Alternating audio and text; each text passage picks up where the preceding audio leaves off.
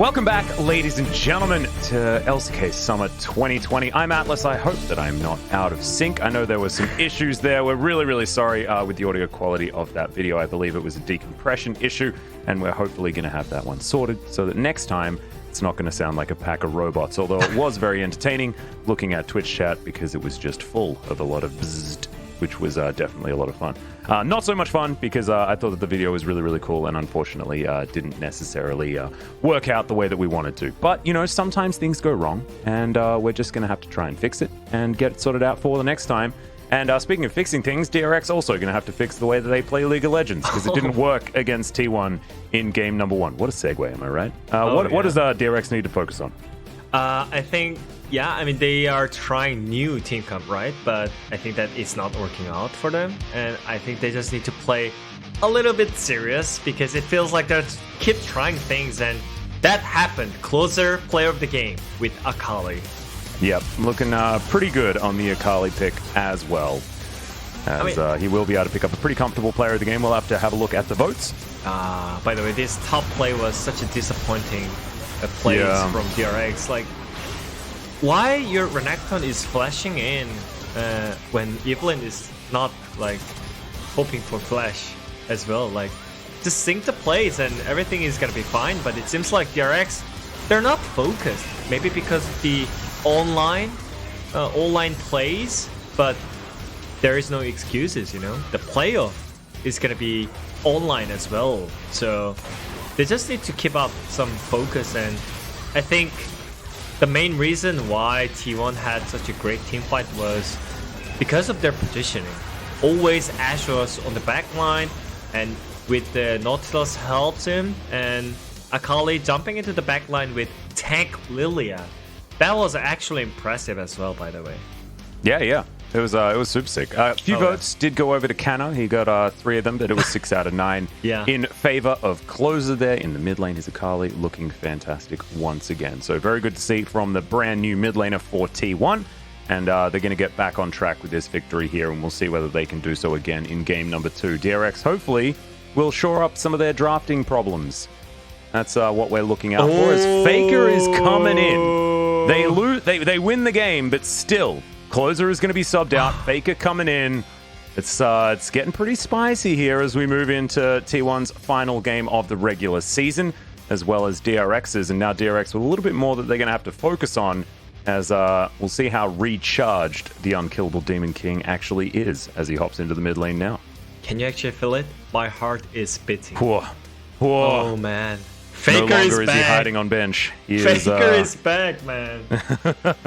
I mean, that is everything. Like, Faker is back, and I was just waiting for his performance, and he should get so much motivation from that, by the way. Game 1, his substitute got POG. Yeah, and we've seen this before, actually, from T1. I mean, Mata, I think it was a little while ago, but he picked up a player of the game and then immediately got subbed out. I feel like it happens on T1 more than it does other teams where, you know, it's just arbitrary. They're just going to be subbing no matter what.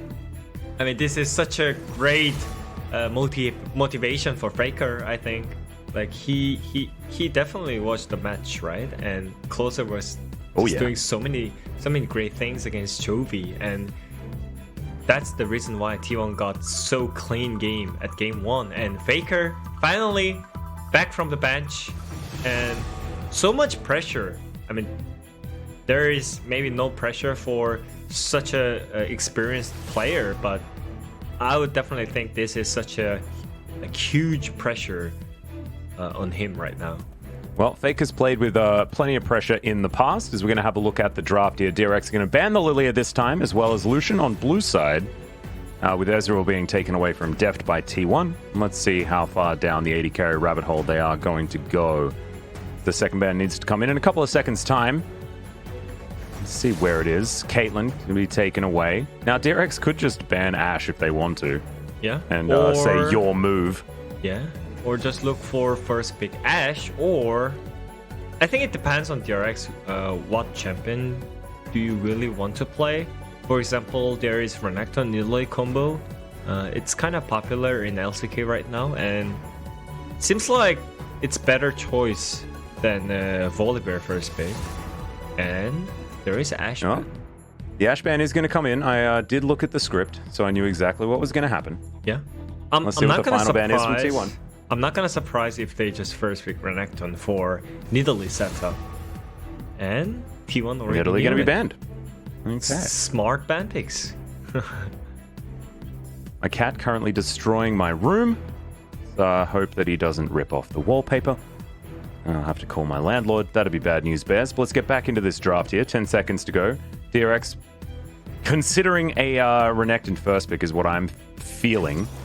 As TF going to come through. So we haven't actually seen TF left open all that often, especially yesterday. I believe he was let through the draft in game 1, unless I am immensely mistaken. I mean, but now they're going to have another global from the mid lane.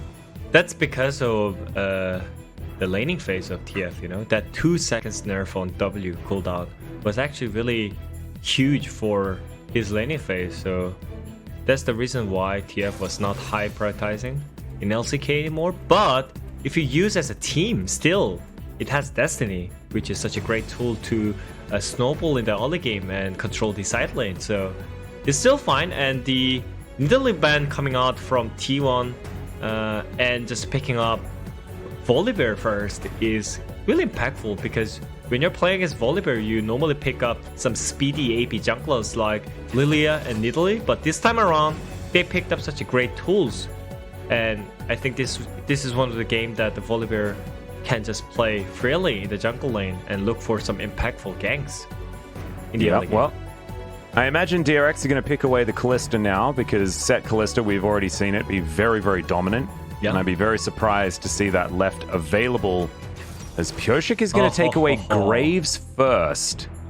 And we're going to have a Senna lock-in. I swear I'm, like, when I try to predict what DRX are going to do, I always get it wrong, because their drafts are just so weird. So random, yeah. They're looking for high noon synergy. That's what I'm seeing right now. Yes, the cowboy combo. Yeah, the cowboy combo, but I'm not sure if it's actually good. Because, yeah, there was so many Graves tries in LCK and it didn't work out because of the outcome, you know. So many players tried with Ignite and even Flash, but the snowball from Graves was not that like comparable or like a solo queue. And okay. Looks like Faker is going to be picking up the Galio here. That's his way of trying to follow Chovy around the map. A lot of people like to go with the Sylas. Faker instead, he just wants to come down from the sky and knock everyone into the air. So let's see how the Galio is going to do. It's sort of the run back matchup here that DRX opted into for game number 1. However, it was against an Akali this time, going to be against a Twisted Fate. Kennen going to be taken away from Doran. And I actually, I've thought about it for a second, and we've seen Senna set be extraordinarily powerful as well. So picking away the Kalista not as important, because if T1 had the Senna opportunity, then they could have gone with that as well. And this is one of Death's better champions as well. So let's see what T1 are going to ban here as the Renekton was taken away. I'm expecting some AP champions out from DRX. I mean, I think they're highly focused on early game snowball. And I really think that Galio pick is going to be a coin flip. Either you just have a great counter on their champions, or you are going to get kited 24/7 and you're not going to be have a happy times in the game. But I guess it depends on their team comp, and it seems like they're looking for some aggressive picks on the bot lane. Oh, come back up to 200 years.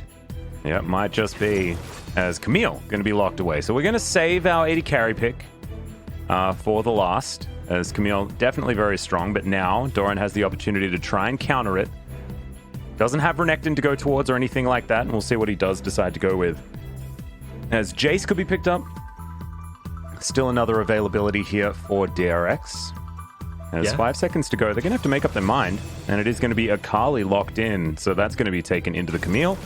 And there is the Leona. So we're going to have the more 80 carry style of Senna. As we've sort of seen fasting Senna fall out of vogue. So Deft is going to be doing as much of the damage as possible there in that lane.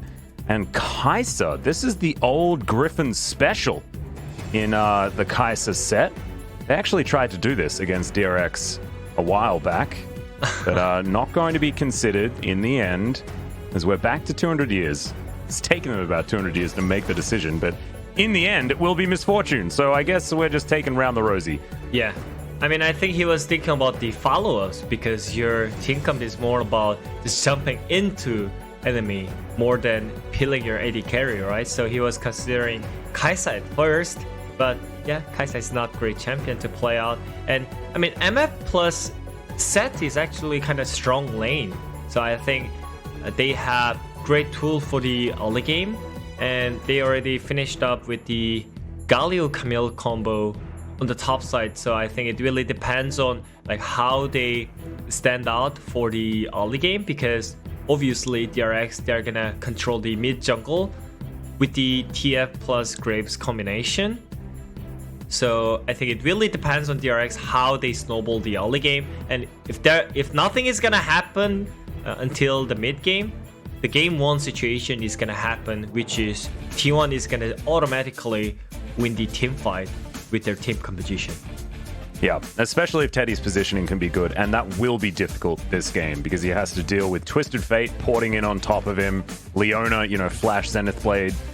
He just doesn't have all that much peel unless the Galio is going to be sitting on top of him with things like that. But you imagine that most of T1 are going to be diving on their opponents to try and kill Deft. So this is a Deft versus Teddy position off. Now let's see who's going to be able to stand out ahead. As I do like what DRX have put together as far as an aggressive comp is concerned. And let's see whether the center carry can actually work out here as Faker makes his re-debut for potentially T1's final game in the regular season for 2020. He's going to be on his Galio. Certainly has had some great performances in the past.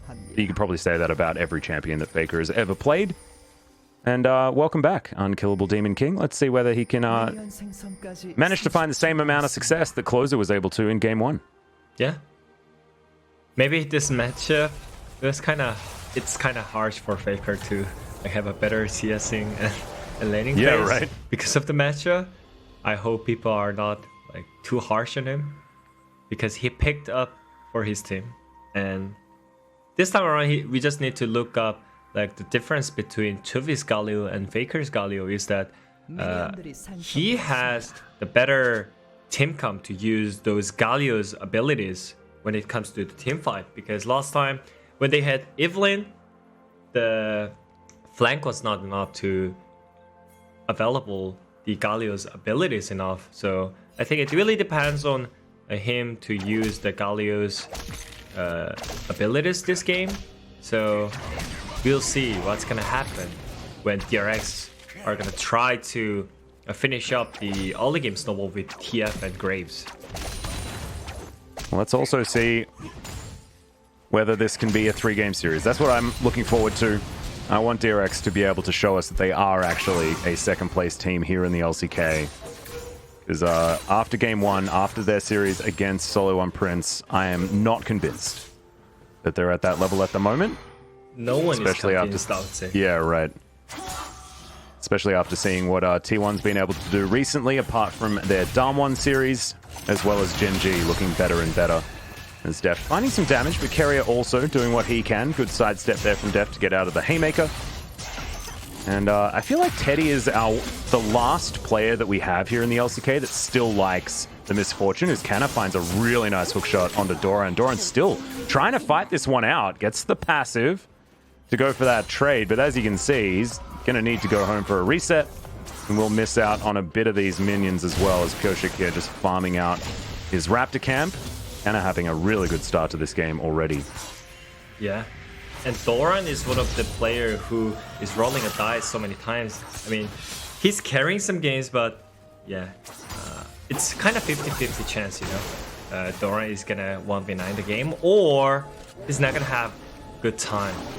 From oh no, the quick draw into the brush. Goodbye, Pyoshik. The smite is gonna come through. He flashes, but Cuz is gonna flash after him. The red buff comes through as Faker's or what? What? Okay. Sometimes you just want to flash, you know, and that's what Faker wanted to do right there. I mean, he tried to catch up with Nimbus Clock, but didn't happen. So, It interesting. looked a little bit moment. odd. I mean, I thought Graves is gonna just survive, but because of the first dash, it looked like a bit weird at the first moment. But anyways, the outcome is still same. He survived because of the face rush. And this time around, he got flash. Well, there's the face breaker onto Carrier. He does have a fair bit of safety, as Deft is going to get a bit of damage down onto the set.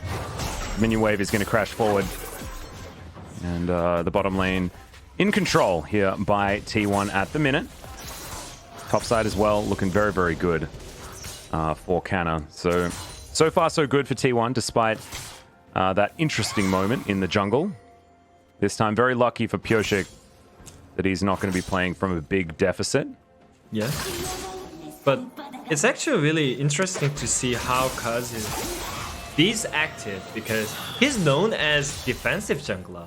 He's known as just play safe, and when your laners are losing, just escape your jungle and just look for the camps like with smart moves. But this time around, he's just so aggressive. Like it reminds Afrika Frix's jungler, Dread. Yeah, right. Invading 24/7 with his laners priors, and it kind of helps so many times T1 side. And even though it's not like impact kill ganks or like killing enemy jungler actually, but still it's helping their laners to have such an easy lane, because you spotted enemy jungler and you forced out him out of the jungle. So it's still great for them. It was a bit weird there from Canna, but I think he was looking for a reset anyway, so can use your health bar as a resource. A bit there. You can see Deft and Carrier doing okay here underneath the turret, and in fact are ahead in farm, even with that minion wave yet to clear up. So doing much better than it looked. But T1 should still be able to take down this first Drake. It's a Cloud, not exactly the greatest, but they will be on track for an early Soul if they can continue a snowball of objectives. And Faker down by about 11 CS, but you can't compare him to Closer in this game because, of course, it's not melee versus melee. It is melee versus range, and it's a little bit more difficult for the Galio to farm things out. There's Canna up here. He went for his reset, got himself double Doran's Blade against the arm guard that Doran now has completed, so that's going to help out. But Canna last hitting beautifully underneath this turret. Oh, just love it. Love to see it. Yeah, not missing a single crit. That's just a life goal when you're playing League of Legends, right? Jonas Strong's dream as well, because of course we know how much he likes blast hitting. So with happy observers, we continue this game. Very, very even at the moment, although there is a slight advantage when it comes to Drakes here in favor of T1. Yeah, and those kind of small early game leads were needed from DRX, actually. But that jungle invade situation caused by Kuz was really impactful, even though it was not kill. Still, so I think every game plan he planned for the early game, Kuz, it worked out perfectly in so many recent games. And look, I mean, every laners are just having free lane and helping jungler as well. So they're just having such a great moment between the jungler and laner, T1. Yep, just chilling at this point in time. And their comp is going to be very happy moving into a mid and late game like you illustrated already in the draft. DRX, it's up to them to really get some stuff going here early, and this might be their opportunity. Epic going to take a fair bit of damage as there's a teleport in from Faker. Not sure what the Destiny was doing, as Chovy just going to chill out there in the mid lane. I think they just wanted some vision of what was going on. Yeah. And the deep teleport not really going to work there for Faker, as you just saw. I'm not sure about the timing, but maybe that was defensive TP because of the Destiny? Yeah, potentially. Yeah, potentially. Maybe. Also, he was just coming back to lane anyway, so you just may as well do that. Ward is going to spot out Kuz. Doran going to be pretty safe here. So much better lane for Chovy because it's the range versus melee matchup. But it's all about the team comp, and T1, they just need to farm in the early game and just look for the mid-game teamfight like just happened in game 1. And everything seems okay for T1, even though maybe losing CS on the mid lane a little bit. It doesn't matter, it's Galio still. So it really depends on second Drake, it feels like, because if DRX actually gives up the second Drake, then I think T1 is gonna have so much better team composition when the timing, when it's coming into the third Drake timing. So I think it really, some snowball situation is really needed from DRX side, and it feels like they're getting pushed out. Yeah.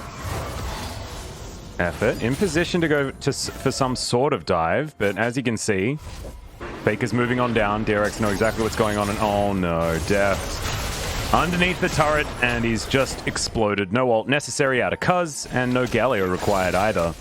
As looks like the Raptor is what Chovy's interested in. And Pyosik can put down the Rift Herald if he would like to, and he does so. Shelly pops down right underneath this turret. And Doran and Pyosik are going to pick up a bunch of extra gold with all of those plates. So still good as far as money is concerned, but that first blood going over to T1 will even that out. But the point is, Kanna is not getting dove on the top side. That is the difference, you know? Kanna is so stable on the top lane every single time, and you remember when he played against Renekton, Evelyn, he didn't die like a couple of times, he just died one time, and he just realized that, okay, Evelyn and Renekton, he's gonna go come on the top side, and I just need to take care, and my team is gonna carry. I mean, it's not easy mindset for the top laners, right? But he's doing it, and that makes the game a lot easier. And the snowball setup from T1 is just way too clean, because the clean kill is not happening like many times in pro scene, when especially it's a strong team versus strong team, but T1, they're doing it. Showstopper here towards the bottom side as Carrier up against the wall, still has flash available, decides to go aggressive there onto Effort. Deft free hitting as much as he possibly can, as there's the Dawning Shadow. Teddy very, very close to going down, and Set has already fallen. The ulti out there for Cuz as DRX answer back on the bottom side. DRX, I thought the T1 was setting up some good plays, but... Alright, Hextech Ultimatum comes in. Faker wants to come down as well. They get the knock up onto Deft, who flashes away. Destiny forward from Chovy as they're trying to turn it once again. Faker flashing out as Doran still going aggressive.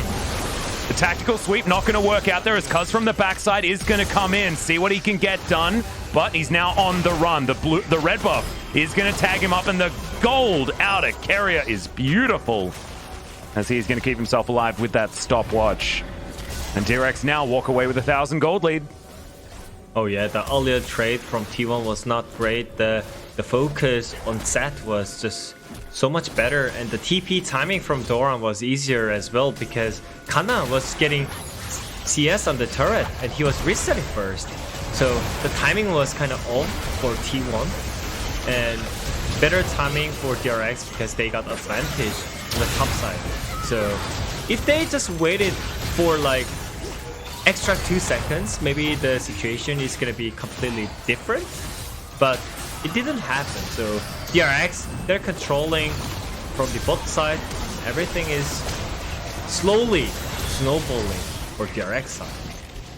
Yeah, it's working out pretty well, as this fight was extraordinarily long. Cuz coming in there and stealing away the kill onto Deft, but ultimately he's going to fall down as well, and Carrier the beautiful bait as Faker almost gets that kill from over the wall with his taunt. Not quite able to do so, as Faker now booking it into this mid lane. Predator on the Galio, much like what Chovy threw down in game number 1.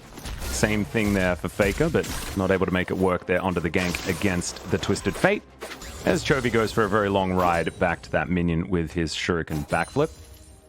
And Doran 1-0-1 now as the dust settles, and actually has a slight gold advantage even after this minion wave is going to be taken down. Yeah, even though Deft died twice, it doesn't matter.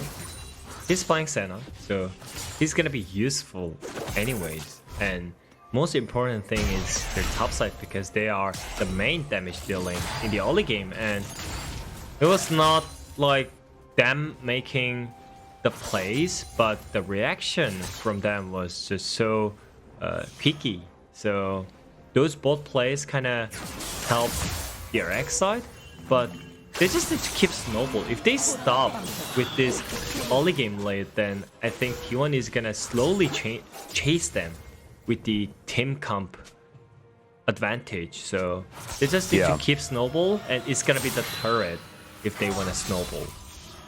I think also that if DRX are able to lock down a few more Drakes, that could skew things. It is going to be Ocean Soul this game, both teams with 3 of them available. And if DRX can get themselves Ocean Soul, that can certainly help them win, even if those team fights do end up happening. So look to see where that fight is going to begin. 2.5 minutes is likely when that is going to start. As we've got a 34 CS lead for Chovy in the mid lane. The TF having a very, very good time this time around. Feels like Chovy's got himself sorted when it comes to his usual farming tactics. Yeah. I mean, Galio is obviously not a counter against TF, right?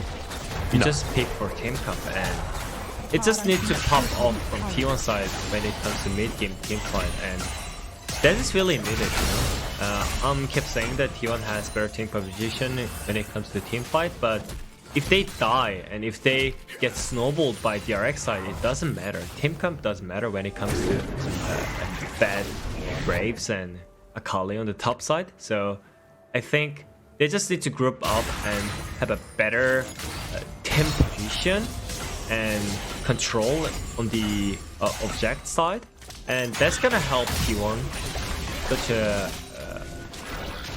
in a positive way. But DRX, are they gonna try to team fight or keep snowball? I think that's the choice from DRX. Well, Destiny's gonna come in, and T1 immediately backing away. Canna hookshots himself defensively, and Shirley, she's going to just go back to her house, and DRX are just going to focus here on the mid lane, as T1 are just going to reposition as best they can. Now it's DRX's turn to start this one up. Yeah, tempo wise, DRX kind of defend this header with the Destiny, so they have better position this time, but it's T1 now. They need to decide if they're gonna fight or no. Yeah, let's see how this fight is going to go, as it is going to be Shirley locked down by Pyoshik, but they haven't got the eye. It's into the back line.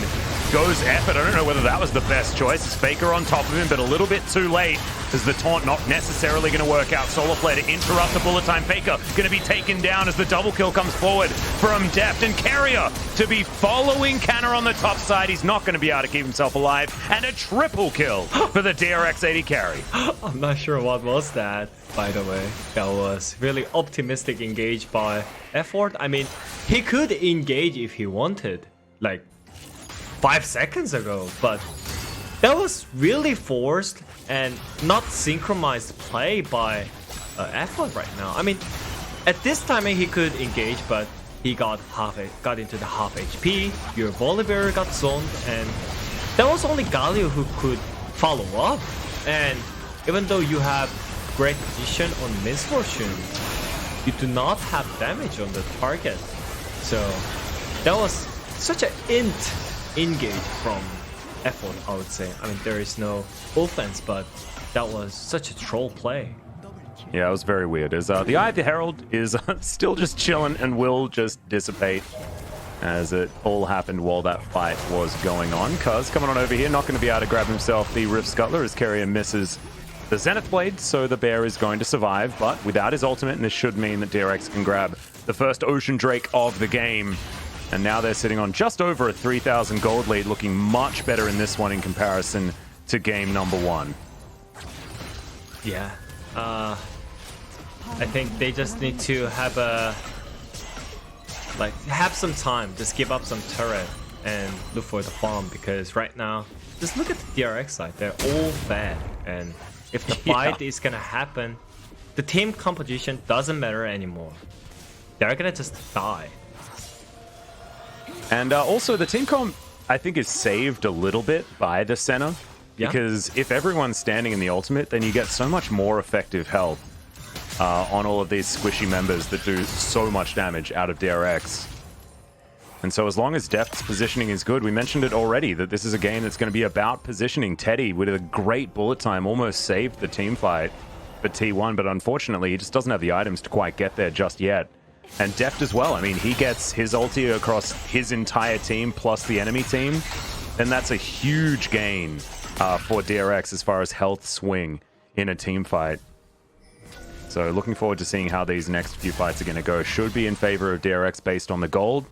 But composition-wise, T1 can still make a team fight work if their coordination is going to be on point.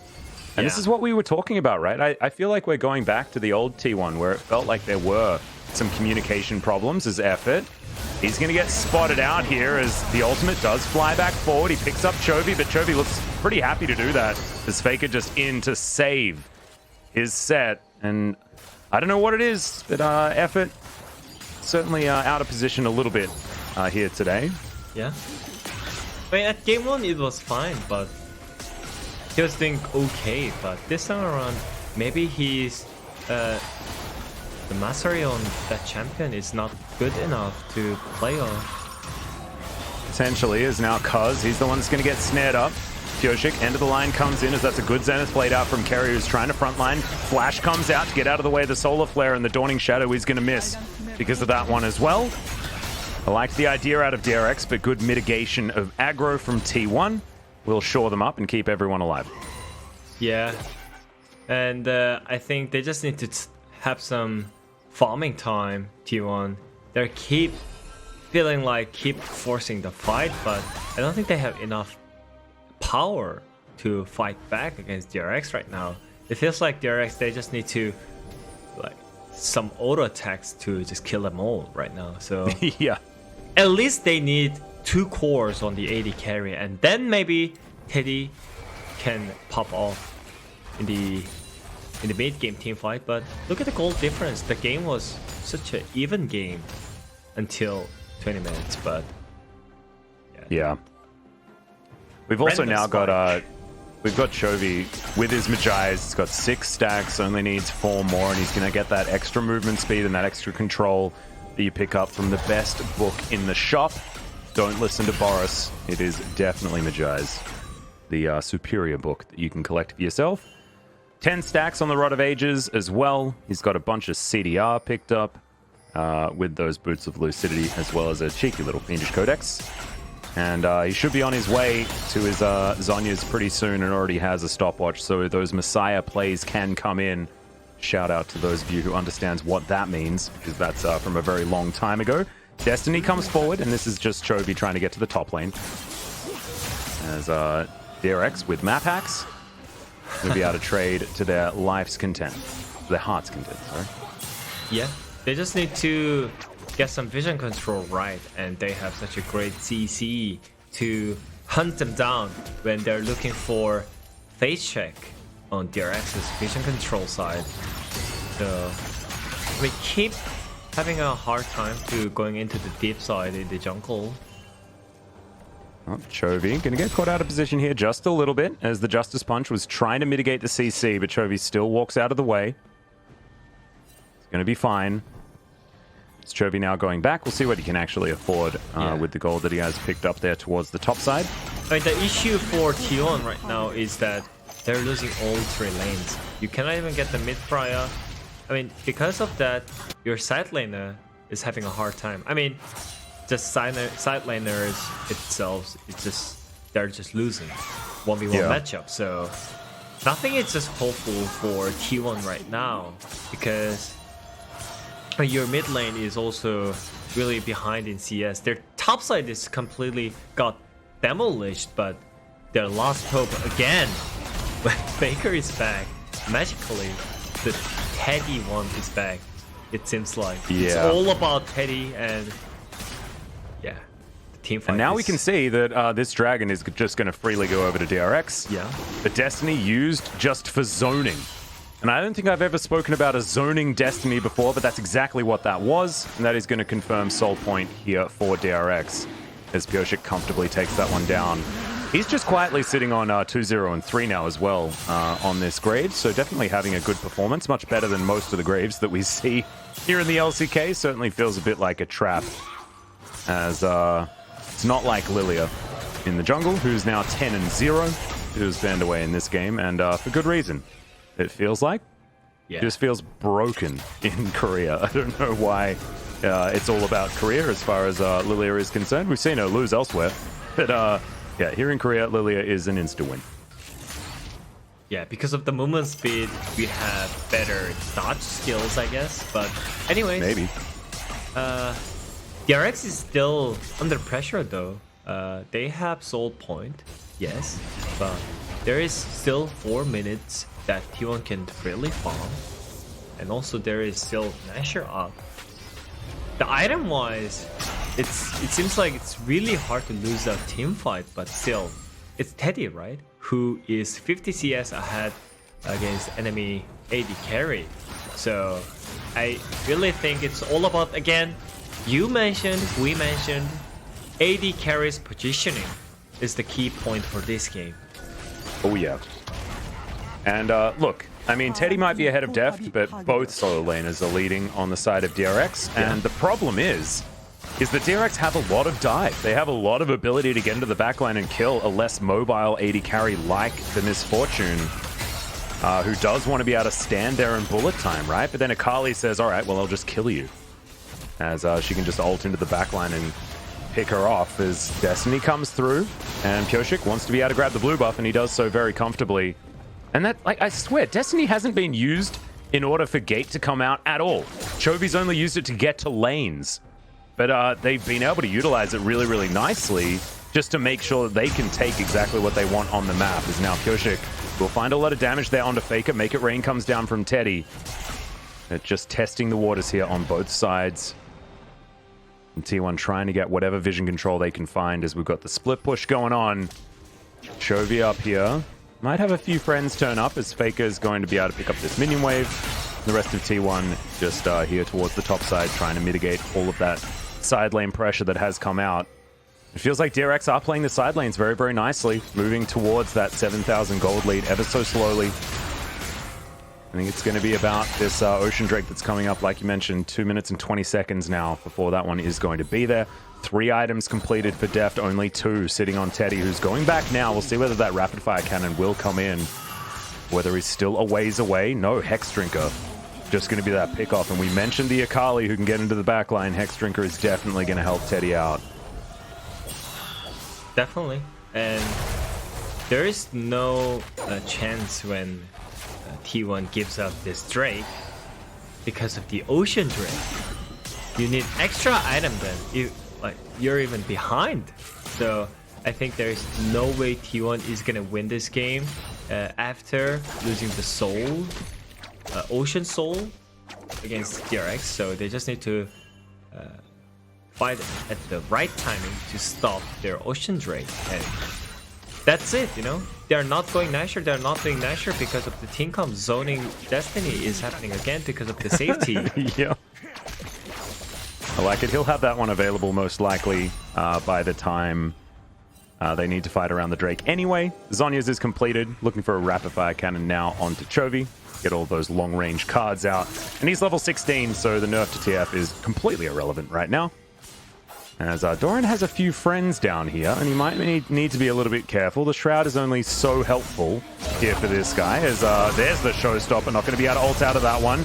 Facebreaker comes in, but he is still able to keep himself shrouded. Pyosik turns up as Carrier, getting Zenith Blade into the backline. Doesn't quite find the solar flare that he's looking for as the Gargoyle Stoneplate comes out. Chovy now just running around really fast here towards the bottom side as Canna goes low, but it's a trade of top lane as Faker going golden as well, but the rest of T1 can't get into position. There's the bullet time finally coming out, but Effort has to flash defensively, and Chovy looking for Teddy. Piercing Darkness comes down as Deft really wants more, but isn't able to dive a turret as the squishy center, and DRX do walk away with a slight advantage, being able to take down one extra member of T1.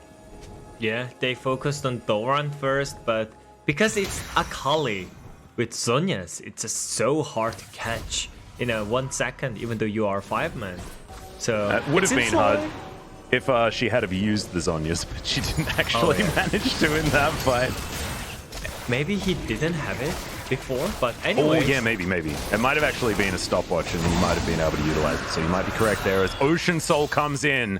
And DRX looks so much better. Let's have a look at this team fight once again. Break it down for me, Wooded. Yeah, I mean, the focus on the Akali. I mean, the escape route from Doran was just so clean. So they couldn't CC chain. That's the reason why they are actually having a hard time. After the team fight, they used so many things on Akali, but he didn't die.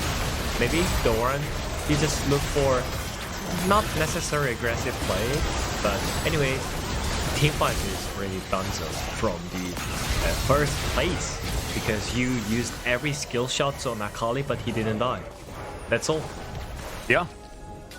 And now DRX with Ocean Soul now looking to set up for a potential Baron. We've moved towards a 7,000 gold lead. The solo laners are absolutely gigantic here on DRX. As Doran picked the wrong book off the bookshelf, but that's okay.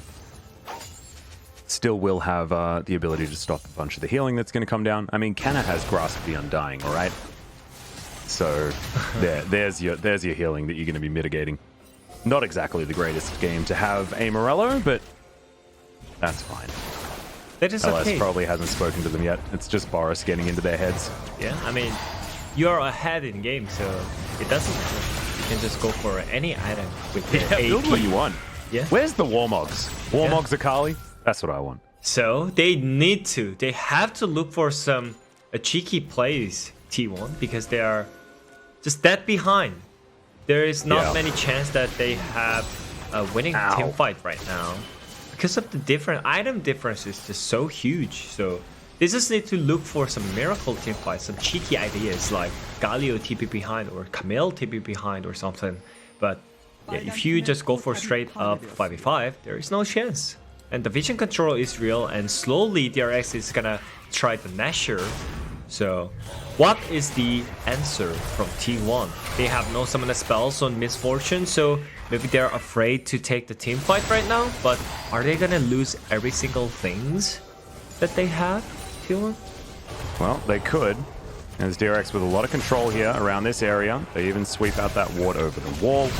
And this control would also going to go down as Effort, just going to get chunked and destroyed. No way that he could get out of that one, and I just don't know why he was there in the first place. This will overflow into an inner turret in the mid lane, and now we're looking for a 5 versus 4 battle. Faker gets chunked, good solar flare into the back line, as Teddy has his bullet time interrupted by that as well. It had barely even got a tick before Carrier had stopped him in his tracks. As now Doran fighting with the rest of T1, but he goes into his Shroud. He will be pretty safe, still has the ulti ready. And so no chance that the Akali was going to die. Now Death will be able to heal him back up again as well. As DRX just playing this one by numbers, trying to get rid of all of these inner turrets where they can. As Chovy hunting after Canna. The rest of T1 are going to turn up. Yeah. And this snowball is really starting to get absolutely ridiculous. As with Ocean Soul, I mean, you don't even need the heals out of Deft anymore. Because of the one team fight in the early game, that made out a huge difference between those teams, and it really feels like T1, they really need to pull the trigger, otherwise they're just gonna slowly lose this game. Maybe there is still one hope, MF free damage, but free dealing in the team fight, but your supports are just dying in 1 second when you get CC chain, as you saw from that situation. Yeah, exactly right. It's looking very, very scary here for T1 fans. As at least they're able to get through, get some vision down.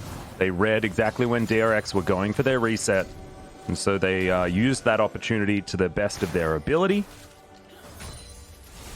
And now just looking to get in there and pull things away once again. Teddy almost has his flashback available and the cleanse is still there. So now T1 are probably going to be feeling a little bit better about a fight. Probably as best as they can, right?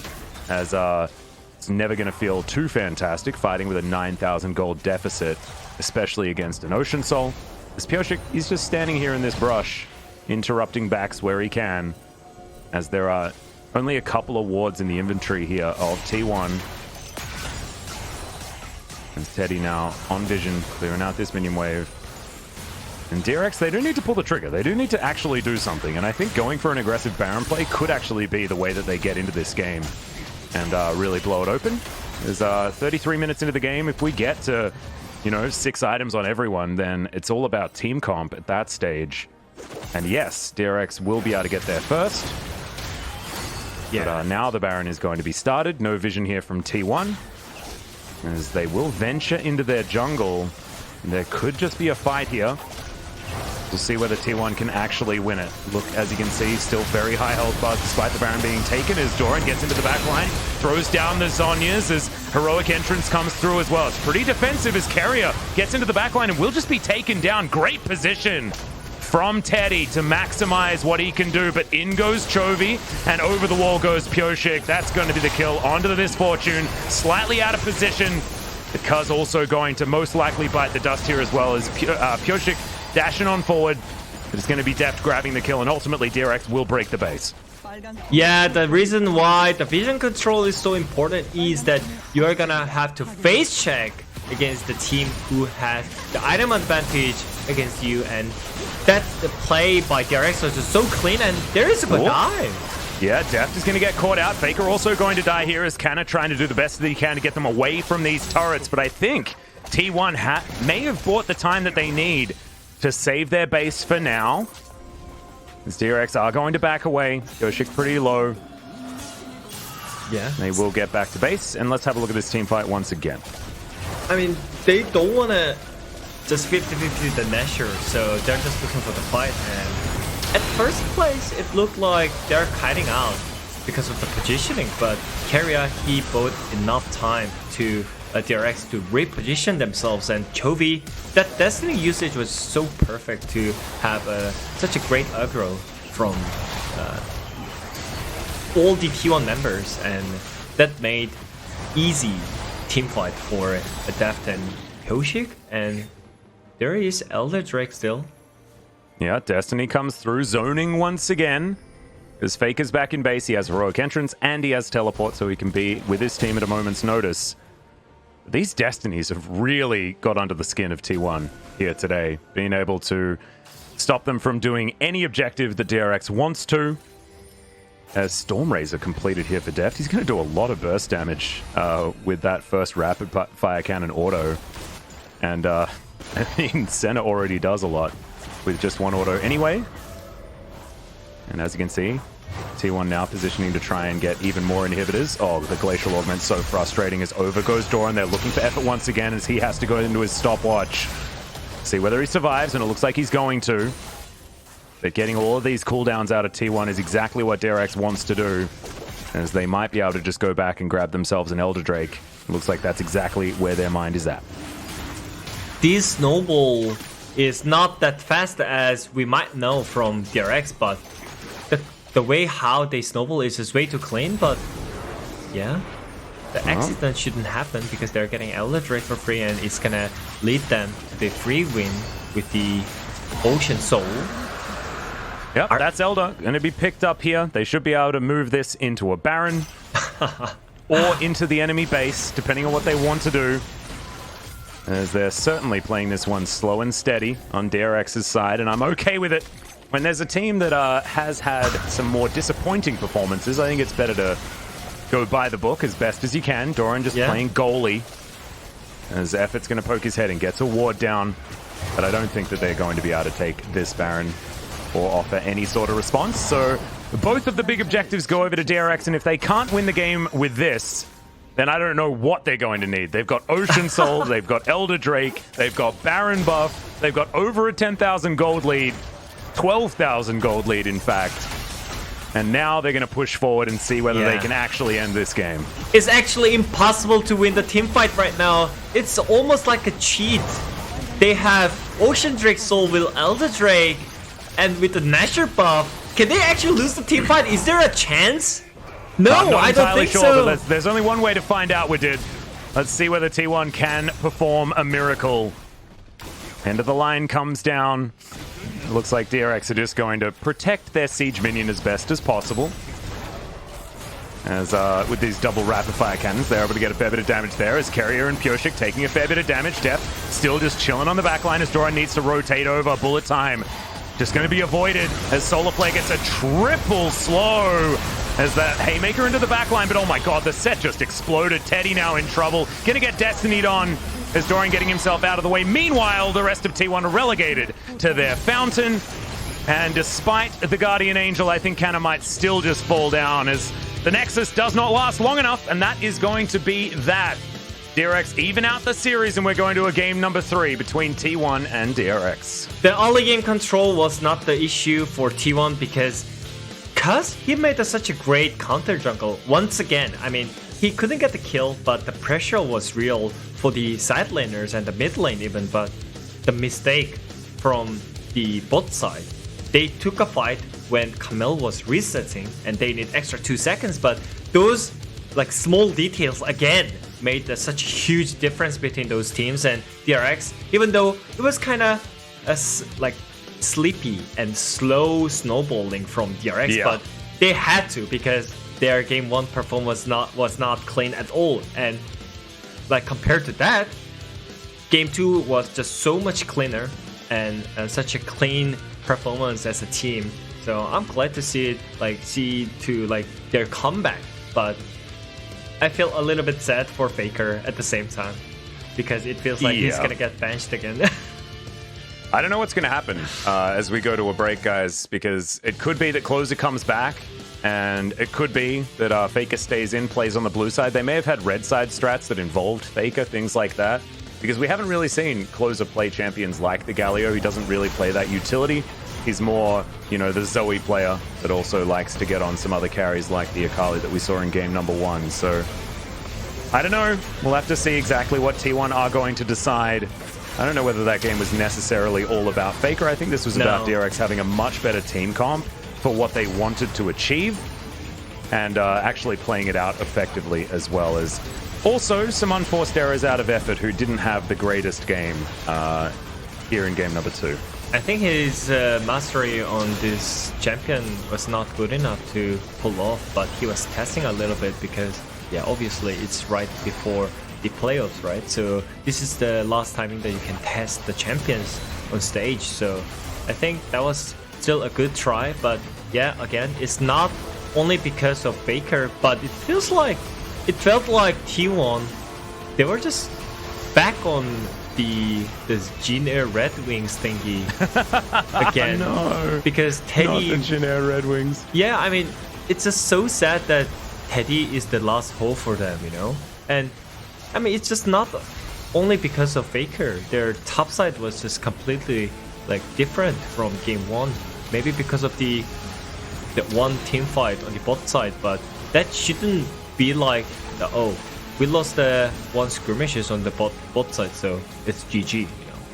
That is not like the situation in the League of Legends. You can always come back, but I think those 2 team fights more on the header side was kind of hasty from T1. They didn't need to take the fight at that point, and they just need to give up and look for some farms, but they felt like a little bit pressured, I guess, to do something in the early game. But DRX's team composition is like that, you know. They really want to do something, take the skirmishes in the early game. So I think DRX had the better knowledge about the team comp. Certainly looked good out of DRX as this game went on. And yes, like you pointed out, it was slow, but it was methodical, and that's what we want to see out of DRX. We want to see some sort of consistency. We want to see the dominance that we saw at the beginning of the season, right? As Teddy did, yes, a lot of damage, but so did Pyoshik. What the heck? This Graves damage is insane. Yeah, phase rush with Black Cleaver. You can always dash into enemy. And yeah, I mean, I think because of the carrier's position, I think he had the easier positioning with it. So I think they had a great knowledge about the Graves, like how to build around him, you know? Just pick CC champion, such a great partner with the TF in the mid jungle, and also on the bot side there is Senna to heal up the Graves when he's going forward, and Leona for the front lane. So they had such a great team comp, like compared to game 1 as well. Yep, things worked out for DRX. Let's see how it goes as we move into game number 3 after the break.